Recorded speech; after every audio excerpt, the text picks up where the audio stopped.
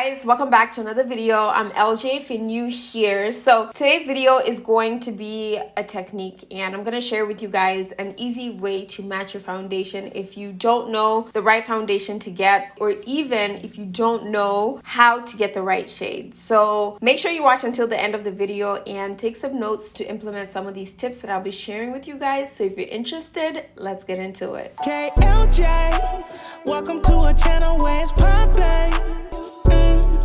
Welcome to a YouTube. So foundation is one of those things that you just have to get the right shade. The better the shade match, the more flawless your makeup will look. Sometimes it's hard finding the right shade, especially with all the different things that you have to consider, such as like undertone, the finish, and the different skin types. I typically like matching my foundation in store before purchasing the whole bottle, just so that I make sure that it's the right shade for my skin color. You can do this at Sephora, Belk, or like Macy's. However, like drugstore foundations in like the drugstores or in like Ulta, you can't test them out. So this is where you have to rely on pure knowledge to get the right shade. I love drugstore foundations. Those are the ones that I have the most. And there are a couple that I use to this day.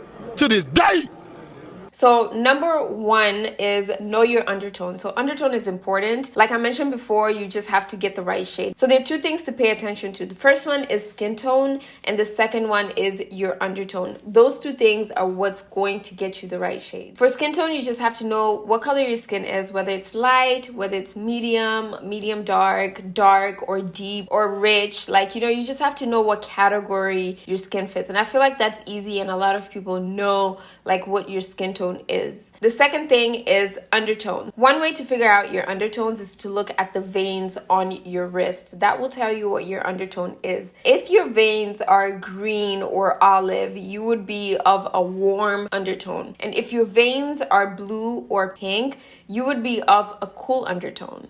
And if you have a mixture of both blue, green, and olive veins, then you will be of a neutral undertone. If you're still unsure about your undertone, another way to figure out your undertone is to look at jewelry. So does your skin look good in silver jewelry? If you do, then you would be of a cool undertone. If your skin looks good in gold jewelry like me, I always wear gold jewelry because I think the gold jewelry complements my skin. So I know I'm of a warm undertone. So silver jewelry is for cool undertone and golden jewelry is for warm undertone. If you look good in both, then you are of a neutral undertone. Another way to figure out your undertone, which I feel like is the easiest way, is to put on a white shirt and go to the sun and see the color of your skin. If it looks pink or blue, then you would be of a cool undertone. If your skin is looking golden, if it's looking yellow, even a little bit of olive, then you would be of a warm undertone. And if your skin is just looking just brown and natural, just you don't really see any hue in your skin, then you would be of a neutral undertone. So that is it for skin tone and undertone. All right, so number two is to get the right formula. So once you figure out your skin tone and your undertone, you have to know what kind of foundation would look good on your skin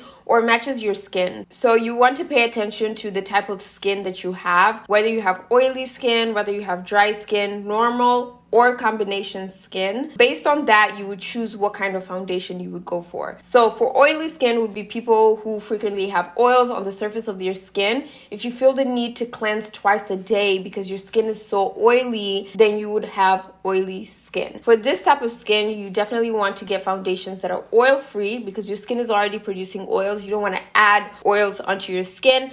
And you want to stick to hydrating foundations. So oil-free hydrating foundations are good for people with oily skin. The reason why you want to use a hydrating foundation is because it hydrates your skin and allows your skin to have some type of moisture, and it will help your skin breathe as well. But make sure it's oil-free. Pay attention to that. Or you can also use foundations that are matte. Matte foundations also work really well with oily skin. I'll link some foundations in the description box down below for each category that I feel like are awesome for the different skin types. So the next one is dry skin. So dry skin, my dry skin girls.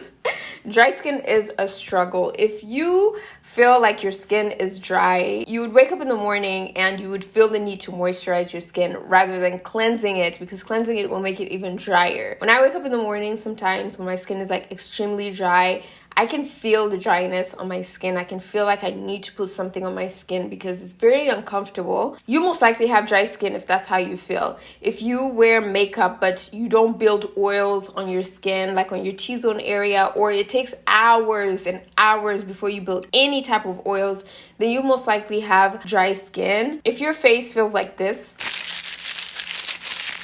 then you most likely have dry skin. For this type of skin, you definitely want to stick to foundations that are like hydrating, luminous, radiant, glowy. And it's okay for you to put on foundations that have oils because your skin is lacking oils. So it depends on how dry your skin is. If you have extremely dry skin, stick to foundations that are hydrating and moisturizing. And if you have dry skin but it's not too dry, then you want to use like something luminous, something glowy, and also hydrating at the same time. The next skin type is normal. So normal skin is skin that's usually just normal. It's not dry, it's not oily. You don't break out a lot because your skin is very stable and well balanced. Sometimes my skin is normal. Like right now, my skin is normal. When I'm consistent with my skincare, it gets normal. It doesn't get dry. So I'm not really breaking out as much. My pores are not poking out. With this type of skin, you want to stick to foundations that are for all skin types. So any type of foundation that you feel like you can use at the time,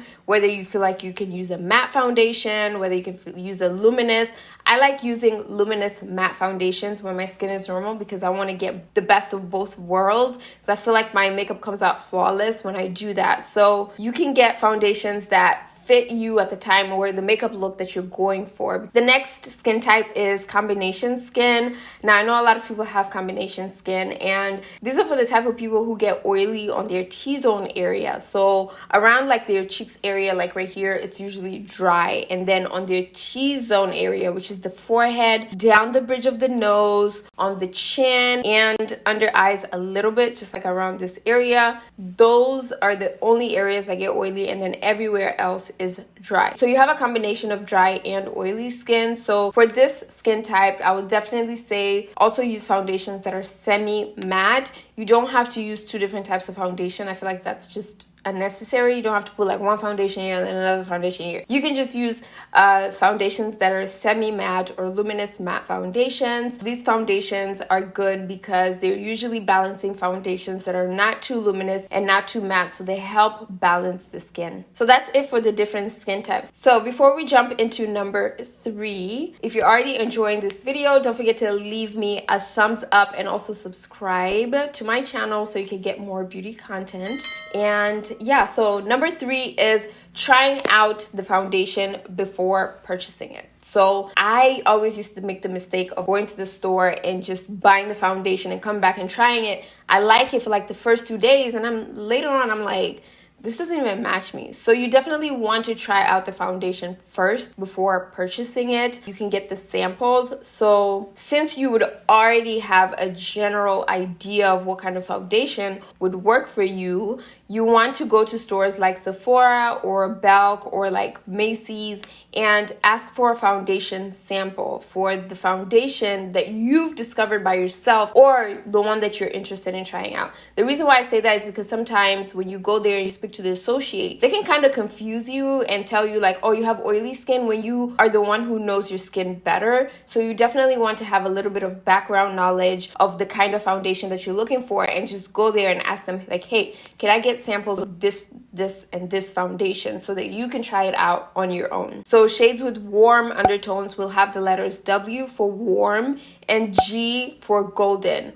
Or you would have P for peach. So those are all warm undertones. These would be a pretty close match for your skin tone if you're of a warm undertone. If they have one for warm golden or warm yellow, I would say get both samples and try them out and see which one works better for you. Because some people can be of a warm undertone, but they're specifically golden and not yellow. Like for me, I am of a warm undertone, but I'm more so of a yellow undertone than a golden. So if there's a foundation that says warm yellow, I would go for the warm yellow because that one would work better than a warm golden. Shades with cool undertones usually would have the letter C on them next to the shade, or sometimes you'll find the names like pink or tan. Those are usually cool undertones. Sometimes the foundations would have it at the back of the bottle. Sometimes they won't. If they don't have it at the back of the bottle, you can go on the website, on Sephora, Ulta, or whatever website the foundation brand is,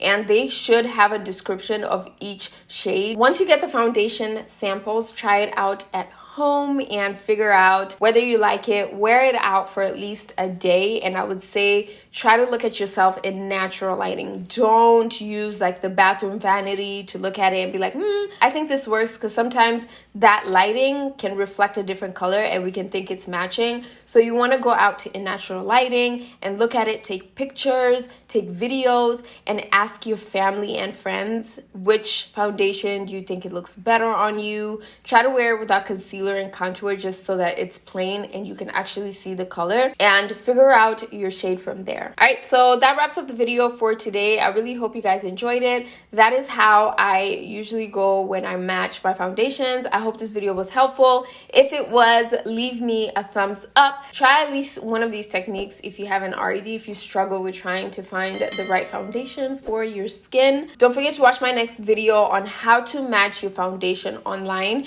if you're an online shopper. But other than that, I will see you guys in my next video. KLJ, welcome to a channel where it's poppin'.